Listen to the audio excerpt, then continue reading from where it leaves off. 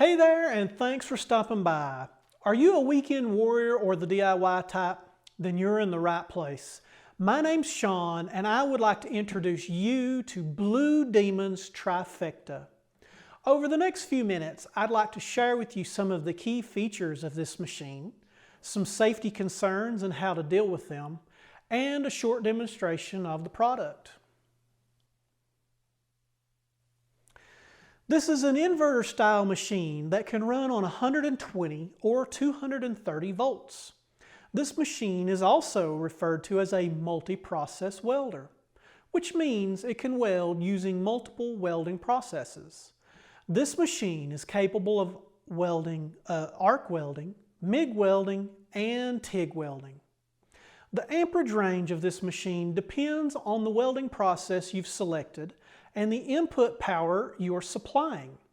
When operating on 120 volts of input power, the MIG process can operate from 40 to 90 amps.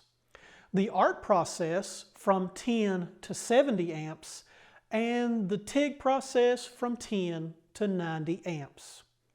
When your machine is connected to 230 volts, it can supply many more welding amps. The MIG process can operate from 40 to 200 amps.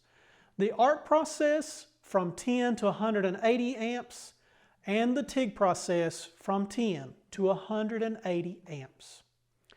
When operating your welder, you will need to have a general awareness of how much time you actually spend welding. This is known as the duty cycle. The duty cycle is calculated using a 10-minute block of time.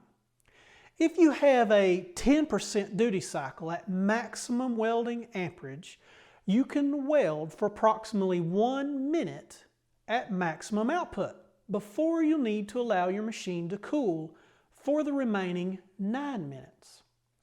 Like the welding amps, the duty cycle of this machine will depend on the input power you're supplying to it and the welding amps you've selected. I won't be covering the entire chart here, but don't worry, a chart is located on the rear of the machine, seen here. Per the chart, when welding using 120 volts of input power, you have a 40% duty cycle using the MIG-TIG process at 90 amps. When you're arc welding, you have a 40% duty cycle at 70 amps. If, however, you're plugged in to 230 volts of input power, you will have a 20% duty cycle when MIG welding at 200 amps and a 20% duty cycle at 180 amps when TIG or arc welding. If, however, you go over your duty cycle and you overheat your machine, the Trifecta will stop welding to protect itself. The machine is equipped with thermal overload protection. This feature protects your investment from accidental damage.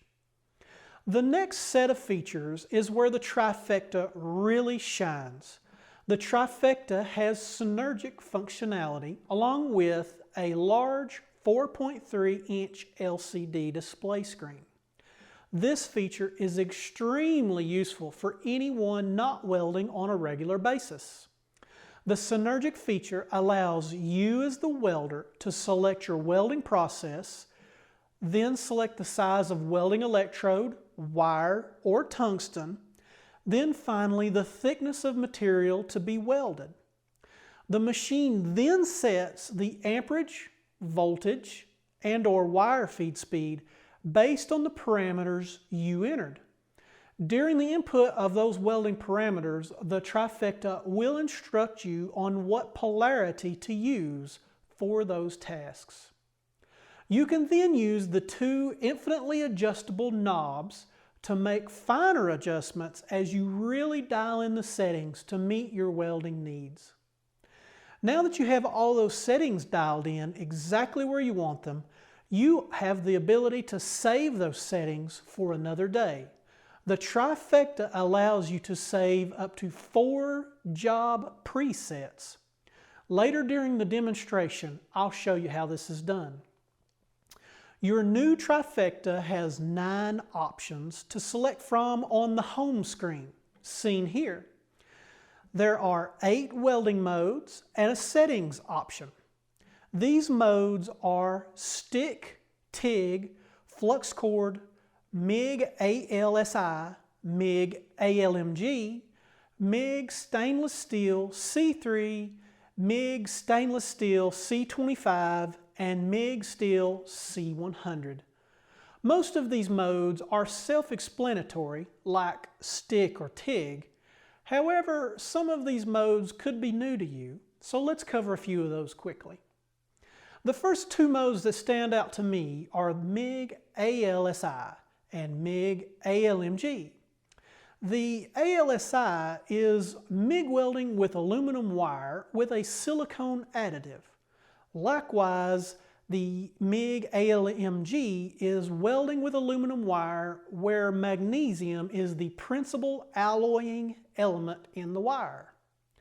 The MIG stainless steel C3 is welding stainless steel with a tri-mix of gas. Lastly, the MIG steel C25 and C100 refer to the amount of carbon dioxide in the gas being used. C25 is a 25% carbon dioxide gas, and C100 is a 100% carbon dioxide gas. Other notable and very popular features of the Trifecta are as followed. The arc welding mode has the ability to weld using 6010 or 6011 electrodes. You can weld up to 5/32 electrodes, and has an anti-stick or arc force feature. The MIG welding mode has the ability to use 023 to 045 wire. This machine will also hold an 8-inch spool of wire. It has T2 or T4 trigger settings, a spot welding timer, adjustment of pre- and post-flow of gas, and wire run-in. And finally, the Trifecta has the ability to weld material from 24 gauge up to 3/8 of an inch thick in a single pass. Your machine comes with all quick connect style cables. This includes a 10-foot MIG torch. This torch is Tweco style, so consumables should be easy to find. Also a 13-foot electrode holder or stinger lead, a 10-foot TIG torch, 10-foot gas hose, 10-foot grounding clamp, a dual gauge regulator, and MIG TIG accessories. These accessories include 2 drive rolls, 3 tips, 2 nozzles, 3 collet bodies, 3 collets, a collet body, 3 cups, tungsten, and 2 back caps. Here's a tip. You will definitely want to keep all your accessories together in one place. I would recommend you purchase a container for them, similar to the one seen here. I personally have 2 of these. One holds MIG related parts and the other TIG related parts. Let's take a look at the control panel of this machine. The first knob is the wire feed and amperage control. This adjusts the wire feed and amperage when MIG welding and the amperage when arc or TIG welding. Next is the voltage knob. This controls the voltage when MIG welding and the arc force when arc welding. The center knob is used for navigating through menu options and making or accepting selections. To accept a selection, you simply need to push on the knob as seen here. The 2 buttons located on either side of the center knob are the home and return buttons. You would push the home button to immediately go to the home screen, whereas the return knob simply takes you to the previous screen.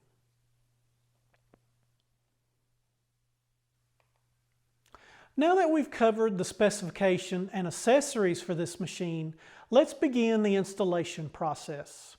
The Trifecta requires very little in way of installation. I began by installing the MIG torch. I lightly coated the O-rings with soapy water. I keep a spray bottle of soapy water with my welding cart at all times. I use it to check hoses and the regulator for leaks, as you can see here. Make sure not to over-tighten any of the brass fittings.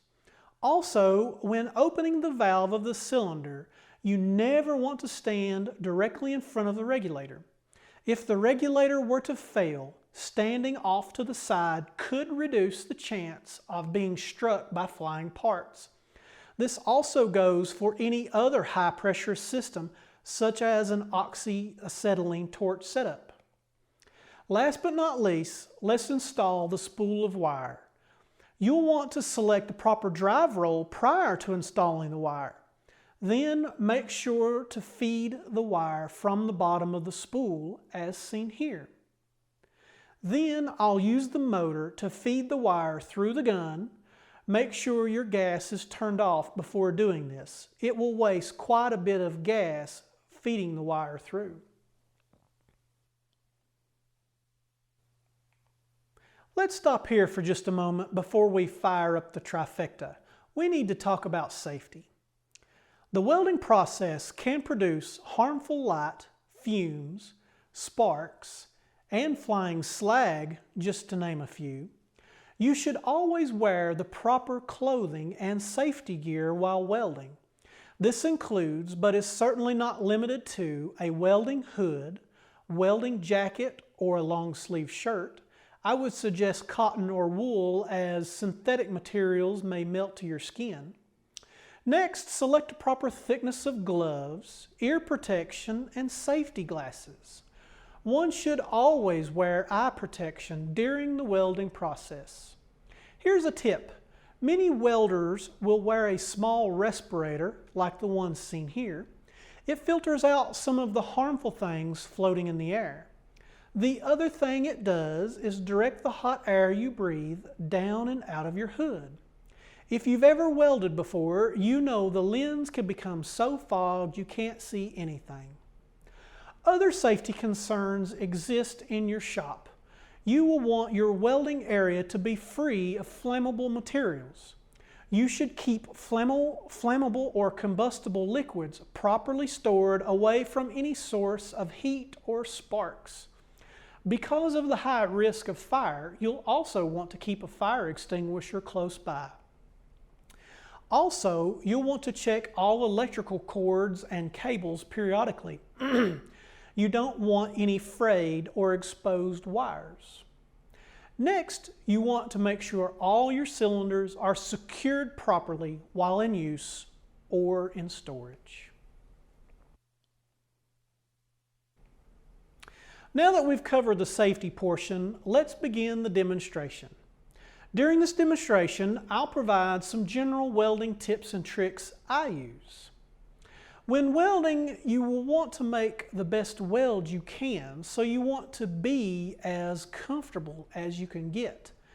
You should attempt to find something to rest or prop your hand or arm against to make your task a little easier. For example, attach a C-clamp to your part or welding table to brace yourself. Anytime I'm going to weld, I always find a scrap piece of steel to pad beads on.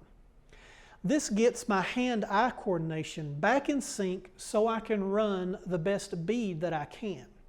I'm not a welder by trade, so I really need all the help I can get.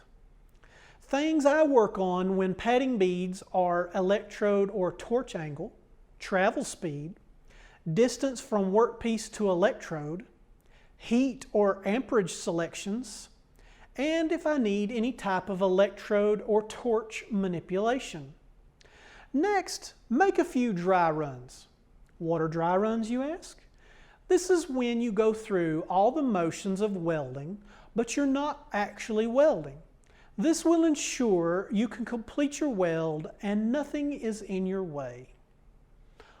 Also, try to hold a tight arc. This is the distance between the workpiece and the electrode or torch. Whether you're TIG or arc welding, holding a tight arc will increase your chances of creating a high quality weld. Adversely, MIG welding needs a small gap to work properly. This gap is known as contact tip to work distance, or CTWD. If you're new to welding, start out with a CTWD between 1/4 and 3/8 of an inch. This should get you in the ballpark. Pushing or pulling of the MIG gun is a discussion in and of itself, and I really don't want to get into the middle of that here. I would like to say you should choose what works best for you, and if your task requires one technique over another. An example of this would be MIG welding versus flux core welding. You never want to push weld using flux cored wire. Let's stop here for just a moment so I can show you the way to save or load your settings. Push the center control for more options. Now roll the dial over to the icon that looks like a memory card. From here, you can select Save or Load. Now select the job and finally accept that job. Next, let's TIG weld. The Trifecta is a lift start TIG machine.